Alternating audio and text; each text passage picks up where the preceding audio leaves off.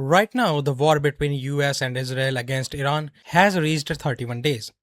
Thousands of people have already died, and now American media is reporting what Donald Trump's actual plan is, why he wants to send American soldiers to Iran. At this point, Donald Trump is looking towards a military operation in which the US would seize Iran's uranium. Around 400 to 450 kg of enriched uranium that Iran possesses, which is a major concern for the US. The idea is that if the US takes this uranium, Trump can claim that Iran no longer has enriched uranium and therefore cannot build a nuclear weapon. But honestly, if you ask me, it sounds like a strange idea. Iran has a deep relations with Russia and China, and if you look at the past, Pakistan has already involved in the nuclear proliferation. Pakistani scientist Abdul Qadir Khan sold nuclear secrets. So it's entirely possible that even if US steals this uranium, Russia could secretly send a plane and give Iran enriched uranium. China could do it, or it could come through other means. So this is not a permanent solution.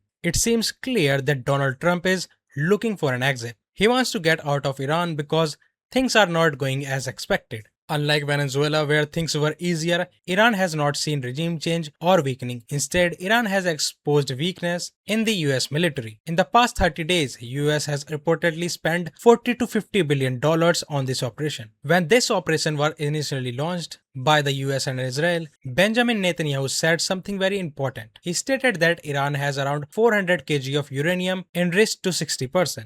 Now, if you ask me, how much enrichment is needed for a nuclear weapon? It is about 90%. But here is the catch. Going from a raw uranium to 60% takes a very long time. But once you reach 60%, going to 90% can be done in just a few weeks. Netanyahu recently said that Iran has already enough enriched uranium to make 9 nuclear bombs. According to him, Iran is just a short time away from weaponizing it. They've backed up their genocidal rhetoric with a program to develop nuclear weapons. In recent years, Iran has produced enough highly enriched uranium for 9 atom bombs. 9. In recent months, Iran has taken steps that it has never taken before, steps to weaponize this enriched uranium. And if not stopped, Iran could produce a nuclear weapon in a very short time. It could be a year, it could be within a few months, less than a year. Iran itself admits that it has 400 kg of uranium enriched to 60%, but when asked why they are enriching it, they said it's their choice. When asked if they are building a nuclear bombs, they say not right now. So the obvious question is, if not for the weapons, why enrich so much uranium? The problem has become very serious. I would say the US and Israel are late. They should have acted maybe 10 years earlier if they wanted to destroy Iran's nuclear program. Now, Dmitry Medvedev has said that Iran will soon have nuclear weapons. Russia is clearly signaling that even if US removes Iran uranium, Russia has ton of enriched uranium and could secretly provide 300 to 400 kg to Iran without US even noticing it. По моему мнению, после убийства верховного лидера нет никаких сомнений, что Иран продолжит ядерные испытания в той или иной форме. И стало быть, рано или поздно получит ядерное оружие. После того, что случилось, теперь ядерный конфликт Израиля и Ирана в каком-то виде неизбежен.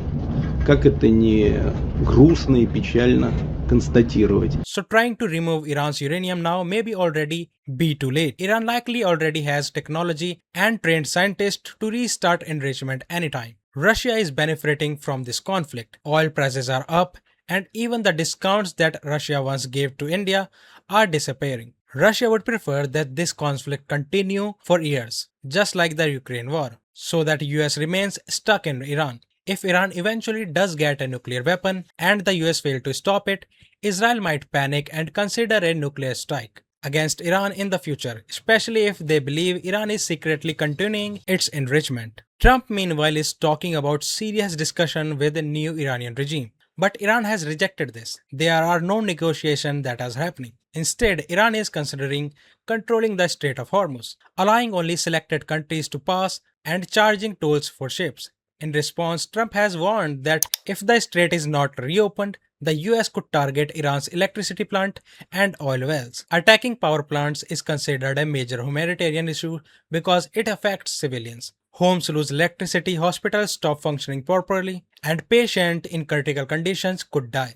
Ironically, US has criticized Russia for doing similar things in Ukraine. Yet now it is threatening similar actions in Iran. In fact, reports suggest that Iran's power grid is already being targeted. In the coming days, attacks may increase on Iranian oil fields, distillation plants which provides drinking water and other crucial infrastructure. There is also a strong possibility that US ground troops could be deployed in Iran. Trump's justification is that current sacrifices, even American soldiers' lives, are necessary to prevent a much larger disaster later. He could argue that if Iran gets nuclear weapons, the bloodshed will be far worse. At this point, it doesn't look like that war will end anytime soon. Instead, more destruction and civilian casualties are likely. The key question is whether the US can successfully carry out an operation to seize Iranians' enriched uranium, and if it succeeds, it would be a major military victory. If not, the situation could escalate even further. For more updates on this topic, like, subscribe and share, and I'll see you in the next video.